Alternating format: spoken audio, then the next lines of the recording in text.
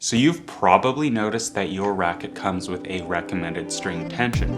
For example, this VCore 98 recommends between 45 and 60 pounds. This Gravity Pro recommends between 48 and 57 pounds. And this Dunlop FX 500 recommends between 45 and 65 pounds. But if you think about it, even with the Gravity Pro, it recommends a range of 10 pounds.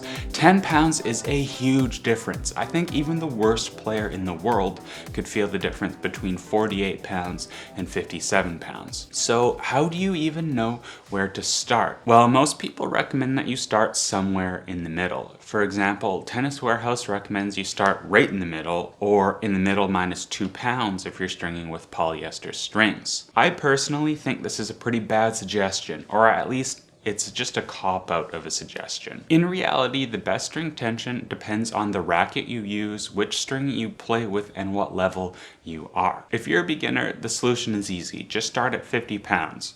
I suppose you could start right in the middle of the tension range too. Why? Well, tension really doesn't matter that much, especially when you're just learning. Your tennis game is a blank canvas, and your racket and strings are the paintbrush. You've just got to get started with something before you can really start developing your preferences. Stringing too high can risk injury, and stringing too low might not give you the control you need. But honestly, the risks are pretty low. It's more important to spend your time on court than it is fussing about your gear. And I know that sounds ridiculous coming from me, to be honest, but let's move on. But if you're an established player, the best tension for your game depends entirely on your game. So in today's video, we're gonna bust a few myths about string tension and cover a few guidelines to help you find the best tension for your tennis. So the first thing we really need to do is understand exactly what we control when it comes to string tension. Now, this might sound obvious, but string tension lets you control how stiff your string bed feels. This is something that you can actually measure though, using a Babolat RDC, and it's called string bed stiffness. So stiffer string beds, usually meaning higher tensions, are known to feel more control oriented, and the softer string beds or looser tensions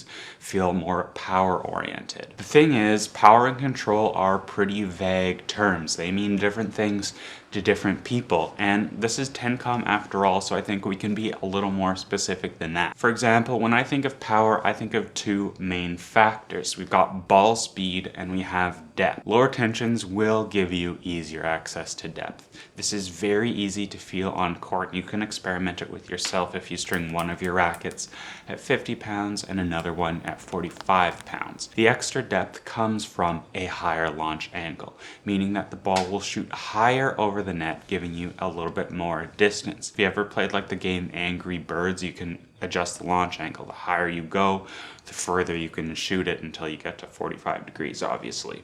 But that's when you start talking about lobbing it. Anyway, the real question is, do higher tensions lead to greater ball speed? My personal experience on court says no, they don't. Or at least it's not noticeable enough at the level of tennis that I play. However, the research conducted by the Tennis Warehouse University suggests that a reduction in string bed stiffness will lead to an increase in energy return, meaning that you could get more power and thus more ball speed from a lower tension. That said, the other thing that they noted in this study is that all tennis strings, regardless of the material, the tension, the thickness, or even their age, carry an energy turn of about 95%. To me, this suggests that stringing looser is unlikely to lead to a practically higher ball speed for you on court. Regardless of your tension, that string is going to return about 95% of the energy put into it, meaning that at most we're probably only thinking about a 1% difference in energy return. This means that even in the best case scenario where that extra 1% in energy return converts directly into an extra 1% in ball speed, you're only hitting your 50-mile-an-hour ball an extra half-mile-an-hour faster. Now, you can of course make the argument that that would really add up over the course of a match. But I think you can also make the argument that your opponent might not even notice an extra half-mile-an-hour ball speed. One argument that I'd actually like to make is that increasing your string tension might be more likely to actually increase your ball speed. According to the same man who performed that test about energy return, the TW professor, the number one determining factor when it comes to power or ball speed is your swing speed, or how fast and hard you're swinging at the ball.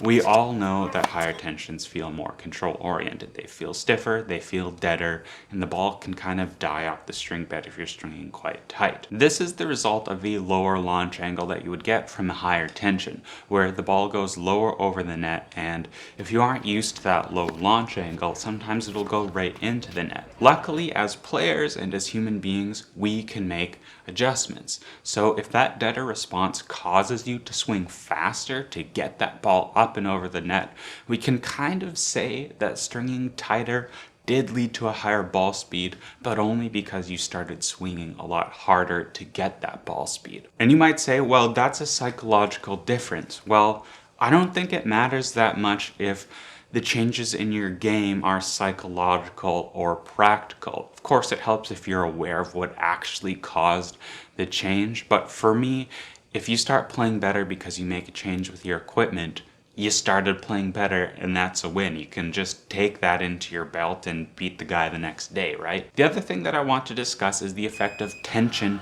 on spin. In the days of nylon strings, it was said that higher tensions would lead to more spin because you have less string movement, so your strings can grip the ball better and you can apply more spin. Today, the days of polyester strings, some say that lower tensions can increase spin for the opposite reason, meaning that lower tensions allow for more string movement, which is the key to spin in polyester strings. However, the USRSA found no conclusive evidence that tension is correlated with spin. And a big part of this challenge is the sheer volume of variables that we encounter when conducting experiments with strings. For example, you have your stringer's technique. You got variances in string manufacturing. You have to control your incoming ball speed and spins. You have to control the ball itself and the quality around it. There's ambient conditions you have to deal with. And I'm sure there's more that I haven't even thought about. Further still, does creating a hyper-controlled environment for a lab test really replicate the vastly variable conditions that players experience while in a match or even during a practice session? I don't have the answers to those questions, but maybe you do, and if you do, you can leave them in the comments. But with all this in mind, I can't say that I've personally felt a huge change in RPMs when I adjust my string tension. Sometimes going for a lower string tension will increase your launch angle, giving you a greater arc over the net. And this feels like more spin and it looks like more spin, but it can be pretty hard to gauge if you're actually getting more RPMs. I personally suspect that your opponent is more likely to struggle with the additional depth that you got from that lower tension as opposed to the increased spin. And stringing with a higher tension might also lead to increased spin in the same way that it did with increased power. You're increasing your swing speed to compensate for that deader feel and thus applying more spin. But from everything that I've learned about string tension in my life, there's nothing really to suggest that there's anything objective to gain from your string tension.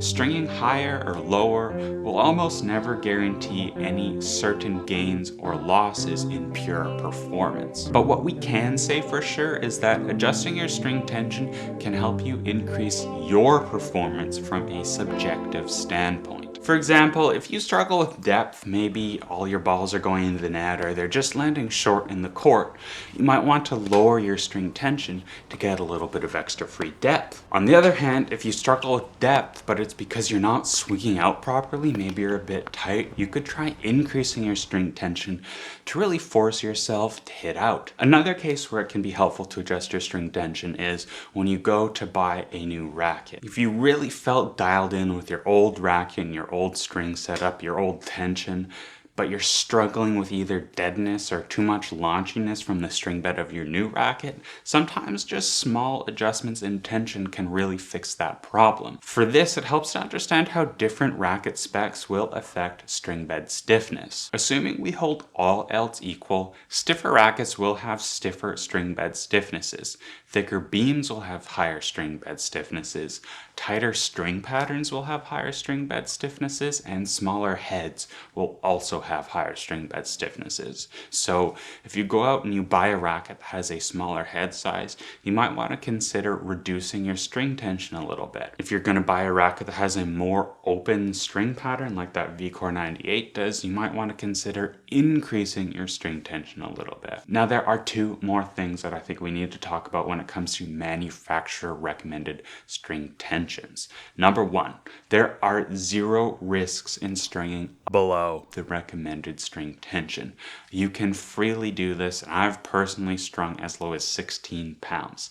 It's terrible, I don't recommend doing it, but you can do it if you want. Number two, there are some risks in stringing above that recommended string tension, but they're extremely minor.